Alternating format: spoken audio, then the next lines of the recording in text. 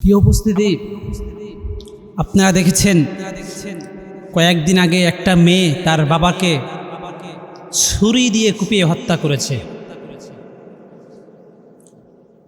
মেয়ে পুলিশের কাছে স্বীকারোক্তি দিয়েছে একটা।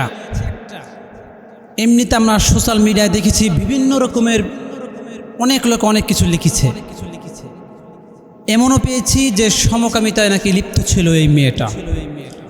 যদি আমি ধরে নিই সমকামিতায় লিপ্ত ছিল এই মেয়েটা, বাবা তাকে নিষেধ করার কারণে তার রাগ ক্ষোভ থেকে আর বাঁচতে পারেনি সেই তার বাবা ওই মেয়ের হাতেই হত্যা হতে হয়েছে। এর মূল কারণ হলো ওই মেয়েকে দ্বীনি শিক্ষা দেওয়া হয় নাই। আল্লাহ রসুল সাল্লাল্লাহু আলাইহি ওয়াসাল্লাম বলেছেন, সন্তানের বয়স যখন 7 বছর হয় তখন তাকে নামাজের আদেশ দেওয়ার জন্য, যখন 10 বছর হয় তখন তাকে নামাজের জন্য শাসন করার জন্য বলেছেন। এখন আপনি আপনার সন্তানকে 7 বছর বলেন, 10 বছর বলেন, 15 বছর বলেন, বালেগ হওয়ার পরে বলেন, আপনি তাকে দ্বীনের শিক্ষাও দিলেন না, নামাজের জন্য আদেশও করলেন না, ইসলাম সম্পর্কে তাকে ধারণাও দিলেন না। এখন আপনি যদি 25-30 বছর বয়সে গিয়ে ছেলেকে নামাজের জন্য আদেশ করেন, ওই দিন আপনার একদিন অথবা ছেলের একদিন। তো ওই সন্তান যখন আপনি 25 বছর বয়সে গিয়ে তাকে ইসলামের কথা বলবেন, দ্বীনের কথা বলবেন, নামাজের কথা বলবেন, তখন ওই সন্তান আপনার সাথে বেয়াদবি করবে অথবা অন্য এমন আচরণ করবে যে আচরণ করার কারণে আপনি কষ্ট পাবেন। এর কারণ হলো, যখন সন্তানকে দ্বীন শিক্ষা দেওয়ার দরকার ছিল তখন শিক্ষা দেন নেই। এখন এমন একটা পরিস্থিতিতে, এমন একটা বয়সে গিয়ে সে দাঁড়িয়েছে যে সময় আপনি আদেশ করলেও ওই আদেশের কোনো কাজে আসবে না। মুহতারাম,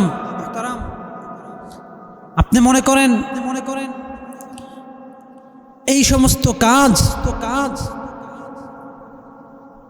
যে সন্তানকে শিক্ষা না দেওয়ার কারণে আপনার সন্তান কি করতেছে বা না করতেছে আপনি জানেন না।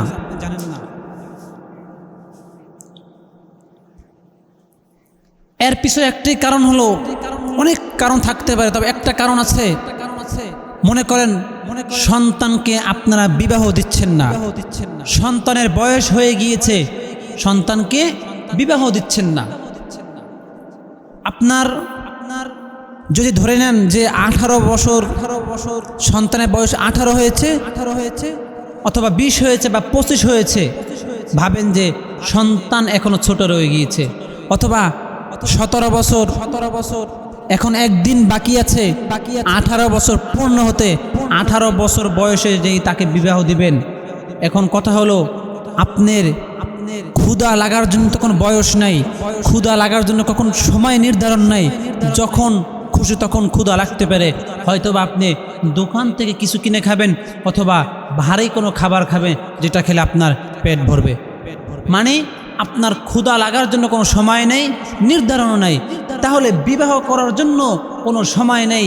আপনার ছেলে অনেক সন্তান রয়েছে 10 বছর বা 15 বছর বা 18 বছর, অনেক সুঠামদের অধিকারী হয়ে গিয়েছে তার, এখন যদি তাকে বিবাহ দেন তাহলেই হয়ে যাবে।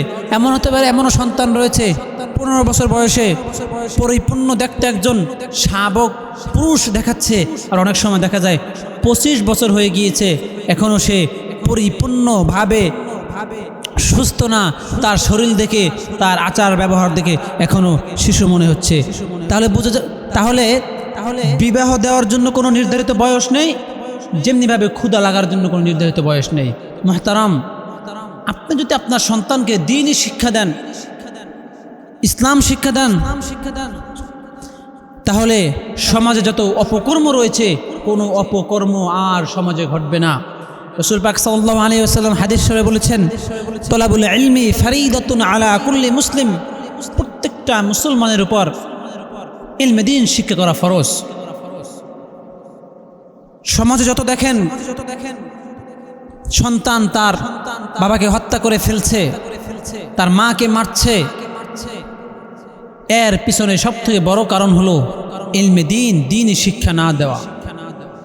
আরও একটা কথা রয়েছে, আপনি যত মাহফিল দেখবেন, জুমার মসজিদ রয়েছে, যেখানে দিনে আলোচনা হয় না কেন, যখন হুজুর বয়ান করে তখন অনেক মানুষ বলে দেয়, হুজুর পিতা মাতার গুরুত্বপূর্ণ পিতা মাতা সম্পর্কে একটু বয়ান করবেন। সবাই একই কথা, পিতা মাতা সম্পর্কে একটু বয়ান করবেন। তো পিতা মাতারও তো একটা কর্তব্য রয়েছে সন্তানের প্রতি। সন্তান যে জন্মগ্রহণ দিলেন, আপনার যে সন্তান দুনিয়াতে আসলো, এখন তো আপনারও একটা কর্তব্য রয়েছে। আপনার সেই কর্তব্য নিয়ে তো কখনো বলেন না আলোচনা করার জন্য। তো সেই কর্তব্য আমাদের পালন করতে হবে, তাহলেই একটা সন্তান ভালো হবে, দ্বীন শিখবে, তাহলে ইসলামের ধারণা থাকবে। ইসলামের ধারণা থাকলে ওই সন্তান কখনো সমাজে অপকর্ম কাজ করবে না। আল্লাহ তাআলা আমাদের সকলকে সন্তানকে দ্বীন শিক্ষা দেওয়ার তৌফিক দান করুন।